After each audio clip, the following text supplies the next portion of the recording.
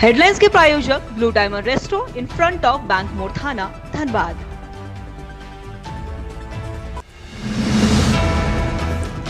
राज्यसभा सांसद मनोज झा ने बीजेपी पर किया हमला। जंगलराज पर बीजेपी को अपने राज्यों का आईना देखने की दी नसीहत।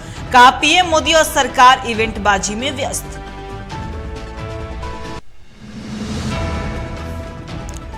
दरभंगा में लालू यादव पर एक बार फिर बरसे प्रशांत किशोर। बिहार में मुसलमानों की हालत बेहद खराब होने की कही बात। कहा मुसलमान आरजेडी को बीजेपी के डर से वोट देते हैं। भागलपुर में आरक्षण पर बीजेपी का हमला। महागठबंधन पर शाहनवाज हुसैन ने कसा तंज। कहा आरक्षण पर महागठबंधन अपने मुंह मियां मिट्ठू बन रहा है।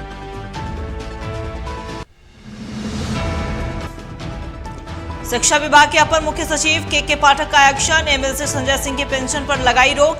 यूनिवर्सिटी शिक्षक संघ के कार्यकारी अध्यक्ष के खिलाफ भी लिया एक्शन।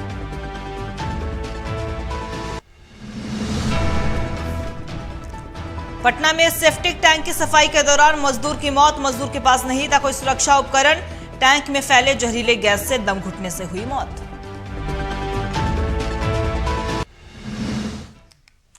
नमस्कार, मैं हूं आपके साथ अंकिता शर्मा और आप देख रहे हैं बिहार की बात।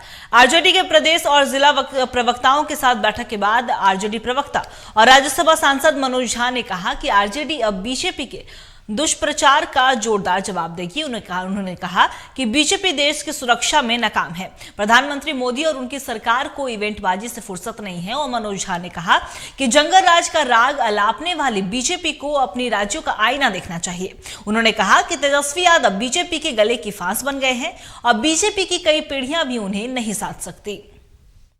उन लकीरों के इर्द गिर्द कुछ अनाप शनाप चीजें बोलते हैं। उस प्रचार का, उस दुष्प्रचार का किस प्रकार काउंटर किया जाए, उस दुष्प्रचार के मध्य जो गरीब गुरबा और न्याय की व्यापक समझ है उसको और कैसे धारदार ढंग से रखा जाए, ये हमने चर्चा की। जिसको इस देश को महफूज रखने नहीं आता है, मणिपुर जल रहा है, एक शब्द नहीं बोला प्रधानमंत्री ने। वो तो कहिए ऊपर वाले की कृपा थी। कुछ टनल से मजदूर के निकलते वक्त झंडा लेके नहीं पहुंच गए वहां। इवेंटबाजी करने वालों के सवाल से हम दूर रहते हैं। घटना जंगल राज कौन बोल रहा है ये भाई? आईना रखते हैं सामने, कोई डेटा देख लो। बिहार हर जगह बाकी बीजेपी शासित राज्य से पीछे। अब आप किसी का बयान उठा के ले आइएगा, कहिएगा आपराधिक घटना हो रही है। आप नहीं तो सम्राट चौधरी जी को कुछ पुराने बयान दिखा दूं, मैं दिखा दूं उत्तर प्रदेश में क्या हो रहा है। हमें इतनी जानकारी है कि तेजस्वी जी इनके गले का फांस बन गए। ये चाहते हैं किसी तरह साधे नहीं सधेगा। हाथ लगा दोगे ना। बिहार सरकार के एससी एसटी मंत्री रत्नेश सदा के वायरल ऑडियो मामले में बीजेपी को बैठे बिठाए चुटकी लेने का मौका मिल गया है। सहरसा में पत्रकारों से बात करते हुए पूर्व मंत्री और बीजेपी विधायक नीरज कुमार बबलू ने कहा कि सरकार के मंत्रियों में महादलितों के अपमान की होड़ मची है। एक मंत्री दूसरे मंत्री से लड़ने में मशरूफ हैं और नीरज कुमार बबलू ने कहा कि जेडीयू डूबती नैया है, वह बहुत जल्द भगदड़ वहां मचने वाली है। देखिए, अब लोग पहले ही से कह रहे हैं कि जनता दल यूनाइटेड में कुछ भी ठीक नहीं चल रहा है। आप देख रहे हैं कि लगातार महादलित को अपमान करने का एक होर सा लगा हुआ है। चाहे वो मुख्यमंत्री जी हो, चाहे वो दूसरा कोई मंत्री हो, महादलितों को टारगेट करके एक तरफ से अपमानित किया जा रहा है और एक मंत्री दूसरे मंत्री से लड़ते रहते हैं। ऐसा प्रतीत होता है कि वहाँ पूरी तरह भगदड़ की स्थिति है। सब लोग इस स्थिति को समझ रहे हैं कि जनता दल यूनाइटेड एक डूबती नैया है, कभी भी डूब जाएगी। तो सभी भागने के लिए तैयार हैं। मैक्सिमम लोग भारतीय जनता पार्टी के संपर्क में हैं और जनसुराज के संयोजक प्रशांत किशोर ने लालू यादव पर जोरदार हमला किया है और हाल ही में जारी आरजेडी के एक पोस्टर में लालू को समाजवाद का उत्तराधिकारी बताया गया था। और इस पर प्रशांत किशोर ने कहा कि मुसलमान आरजेडी के नहीं बल्कि वे सिर्फ बीजेपी के डर से उन्हें वोट देते हैं। दरभंगा में पत्रकारों से बात करते हुए उन्होंने कहा कि बिहार में मुसलमानों की हालत दलितों के बाद सबसे ज्यादा खराब है। बाहर कौन जानता है कि ये कौन है भैया? कौन? आप देश में सबसे बड़ा दल बीजेपी है और विपक्ष में सबसे बड़ा दल कांग्रेस है। तो अगर कोई विपक्ष का चेहरा होगा तो कांग्रेस से होना चाहिए। मान लीजिए कि अगर कांग्रेस से नहीं होता है तो दूसरा सबसे बड़ा दल तृणमूल है, वहां से होना चाहिए। तीसरा सबसे बड़ा दल डीएमके है, वहां से होना चाहिए। उन सारे दलों को हटाकर कोई नीतीश कुमार को लालू यादव को क्यों अपना नेता बना लेगा? राजनीतिक क्षमता आप में है नहीं। और अगर प्रशासन के हिसाब से देखें तो देश का सबसे गरीब और पिछड़ा राज्य बिहार है। 32 वर्ष से लालू और नीतीश ने जिस राज्य को सबसे गरीब और पिछड़ा। भागलपुर में बीजेपी के राष्ट्रीय प्रवक्ता शाहनवाज हुसैन ने प्रेस वार्ता कर कहा कि जब मैं उद्योग मंत्री बना तब मैं उस समय अपने राज्य को बहुत कुछ दिया। साथ ही दावा किया कि 2025 में शिक्षा मंत्री भाजपा के ही कोई अच्छे नेता होंगे। हमने कर्पूरी ठाकुर जी को मुख्यमंत्री बनाने में तब भारतीय जनसंघ ने मदद की थी और कैलाशपति मिश्रा जी उस वक्त वित्त मंत्री बने थे कर्पूरी ठाकुर जी की हुकूमत में।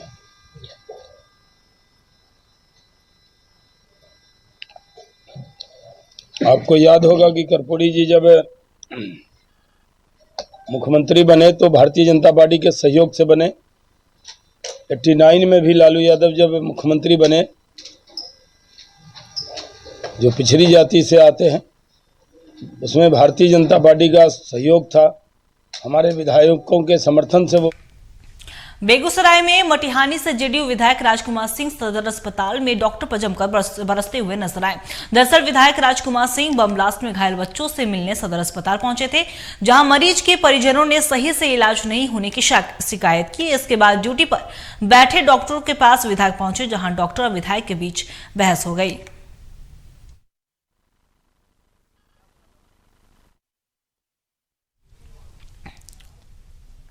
इधर शिक्षा विभाग के अपर मुख्य सचिव के पाठक का एक्शन देखने को मिला। शिक्षा विभाग के अपर मुख्य सचिव ने एमएलसी संजय सिंह के पेंशन पर रोक लगाई है और के पाठक ने यूनिवर्सिटी शिक्षक संघ खुद के कार्यकारी अध्यक्ष बहादुर सिंह के खिलाफ भी एक्शन लिया है। संजय सिंह इसी शिक्षक संघ के महासचिव हैं और इस घटना के बाद अब सियासी टकराव बढ़ने के आसार भी जताए गए हैं और बिहार सीपीआई नीतीश कुमार सरकार को दे रही है पूरा समर्थन और मीडिया में बयानबाजी करने वाले यूनिवर्सिटी शिक्षक संघ के नेताओं का पेंशन रोकने का आदेश जारी किया गया। वह शिक्षक संघ के दोनों नेताओं पर शिक्षा विभाग के आदेश का विरोध करने को लेकर ये कार्रवाई की गई।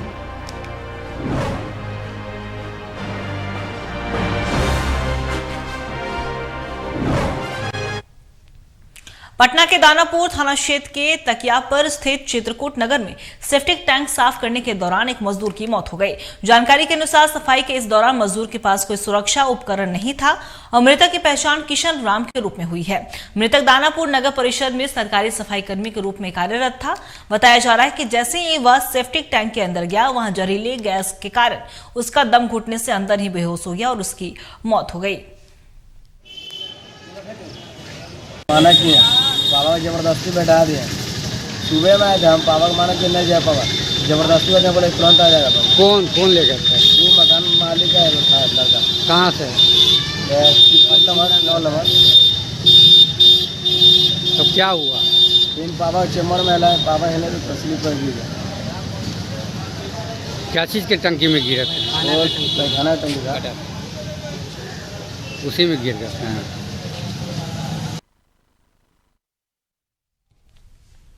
भोजपुर के बिहिया थाना इलाके के दोघरा गांव के पास आरा बक्सर NH 922 पर तेज रफ्तार ट्रक की चपेट में आकर बाइक सवार युवक की मौत हो गई।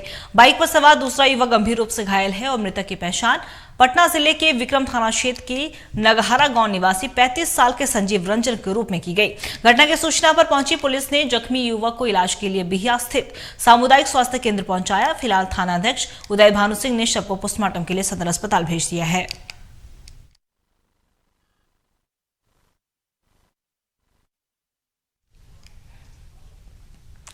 बिहार में भले ही शराबबंदी की गई हो, लेकिन तस्कर कोई न कोई जुगाड़ निकाल ही ले रहे हैं। यही वजह है कि हर रोज कहीं न कहीं से शराब बरामद की खबरें आती रहती हैं और लखीसराय में पुलिस ने गढ़ी चौक के पास एक तस्कर को गिरफ्तार किया, जिसके पास से विदेशी शराब की 48 बोतलें बरामद की गई और पुलिस के मुताबिक उन्हें गुप्त सूचना मिली थी कि उत्तर प्रदेश से शराब लाकर एक तस्कर डिलीवरी करने वाला है। इस सूचना के आधार पर छापामारी की गई, जिसमें यह सफलता मिली।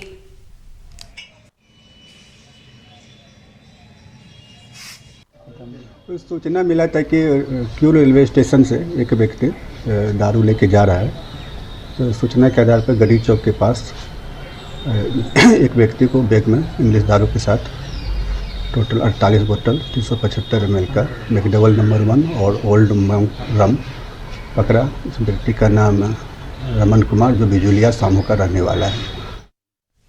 जमुई के चकाई थाना क्षेत्र के ढीलुआ जंगल में पेड़ से लटकते एक युवक का शव बरामद होने के बाद इलाके में सनसनी फैल गई। मृतक की पहचान चकाई थाना क्षेत्र के हिट चकाई गांव निवासी 40 वर्षीय सुधीर रवानी के रूप में हुई है और मृतक सुधीर रवानी एक टाइल्स मिस्त्री था जो धनबाद में रहकर टाइल्स लगाने का काम करता था। वहीं बुधवार की शाम वो अपने ससुराल गहमा गांव से कुछ दूर महुआ के पेड़ के पास रहने की बात कहकर धनबाद से निकला था और अहली सुबह सड़क से गुजरते लोगों की नजर पेड़ से लटकते उसकी लाश पर पड़ी।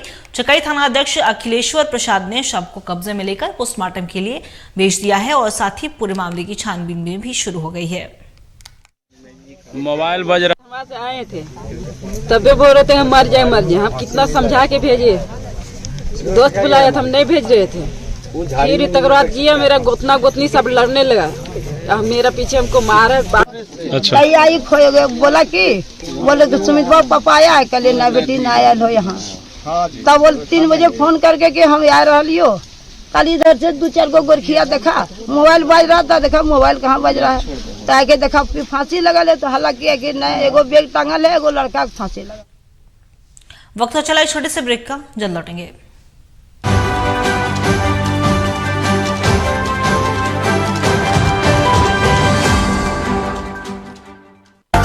Delicious, fresh and traditional foods, local ingredients.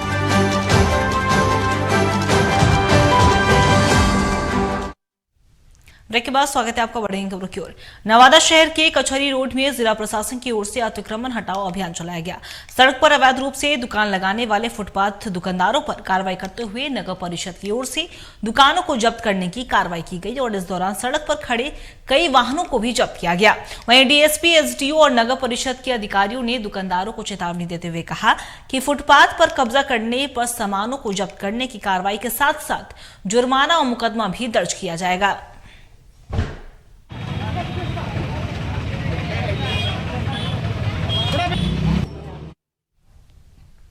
Begusarai के चेरिया बरियापुर एमएलए राजवंशी महतो ने दीनानाथ परमेश्वरी बालिका +2 विद्यालय मंझौल में कई कक्षाओं का उद्घाटन किया। इसके साथ ही विधायक निधि से बने विद्यालय 4 दीवारी का मुआयना भी किया। वहीं विद्यालय के प्रभारी प्रधानाध्यापक के परीक्षा भवन और वर्ग कक्षा के निर्माण को लेकर लिखे पत्र पर अनुशंसा भी की।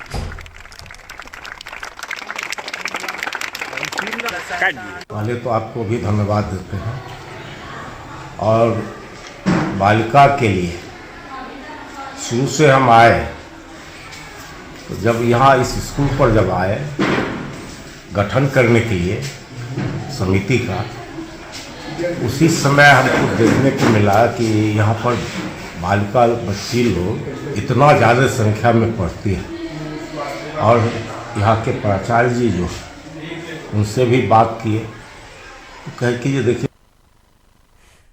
सासाराम के डेहरी टाउन हॉल में आम जनता पार्टी राष्ट्रीय की सभा हुई, जिसमें शामिल होने राष्ट्रीय विद्यापति चंद्रवंशी अध्यक्ष भी पहुंचे थे और सभा में मुख्य रूप से अति पिछड़ा के आरक्षण को लेकर चर्चा की गई।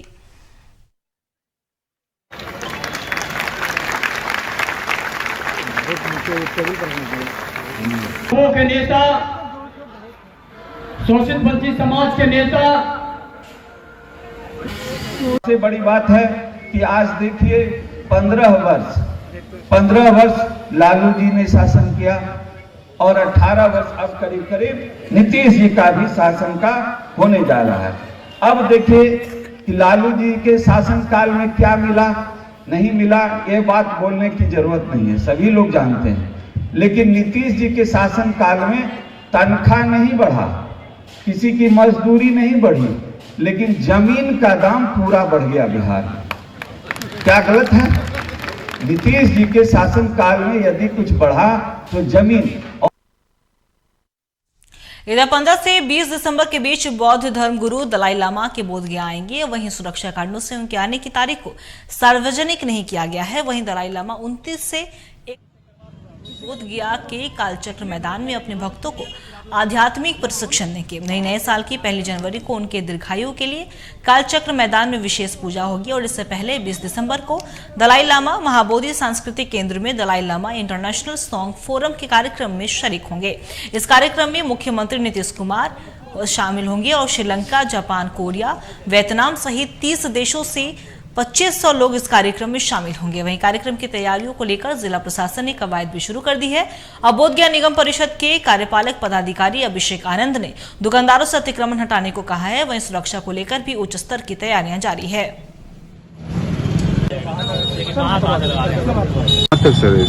ये पूरे जैसे खासकर BTMC के पास में कालचक्र मैदान के पास में हो गया, या फिर आप देख रहे हैं सिद्धार्थ होटल है, इसके आसपास माया सरोवर के पास में हो गया, या फिर इंग्लेसी होटल या जयप्रकाश पार्क के आसपास में जो भी दुकानदार हैं जो कि अतिक्रमण किए हुए रोड पे, उनको ये कहना है कि जहाँ पे दुकान नहीं लगना है वहाँ पे दुकान नहीं लगाए, अतिक्रमण नहीं करें।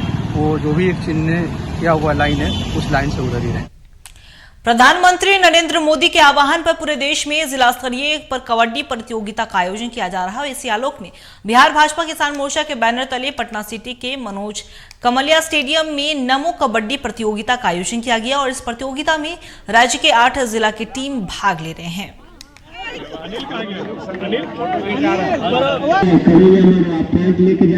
प्रदेश के माननीय प्रधानमंत्री नरेंद्र मोदी जी भारत के युवाओं को खेल में और प्रोत्साहन देने के लिए ये किसान मोर्चा द्वारा पूरे जिला स्तर पर ये खेल का आयोजन किया जा रहा है। कबड्डी देसी खेल का बढ़ावा देने के लिए प्रधानमंत्री के और स्वस्थ भारत रहे और खिलाड़ियों का जो चयन हो, इसके लिए ये पूरे भारत में आयोजन हो। छपरा के परसा प्रखंड के मारर और पचरुखी पंचायत में जनसंवाद कार्यक्रम का आयोजन किया गया, जहां सारण डीएम डॉक्टर अमन समीर ने लोगों को सरकार की कई जन कल्याणकारी योजनाओं की जानकारी दी। साथ ही ग्रामीणों से उनकी समस्याएं भी सुनी।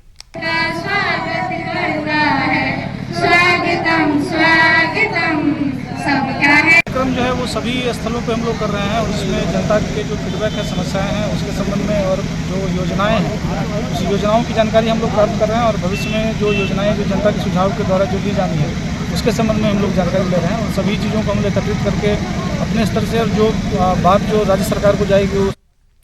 त्रिपिटक सूत्र पाठ का आयोजन महाबोधि मंदिर में 2 से 12 दिसंबर तक होगा।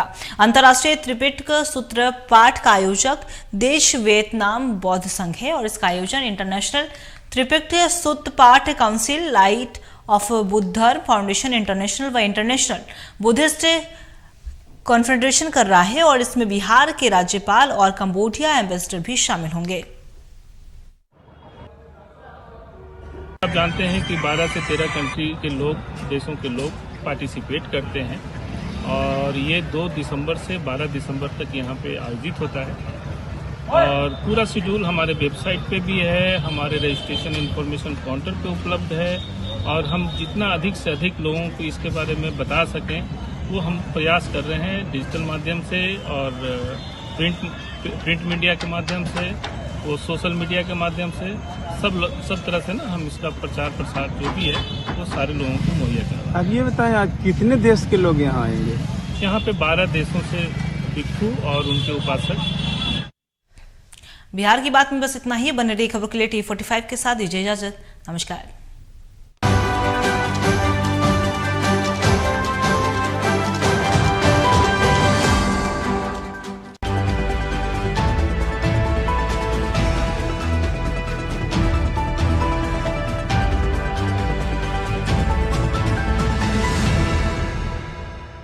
अब उठेगा हर साजिश से पर्दा, खुलेगा हर गुनह।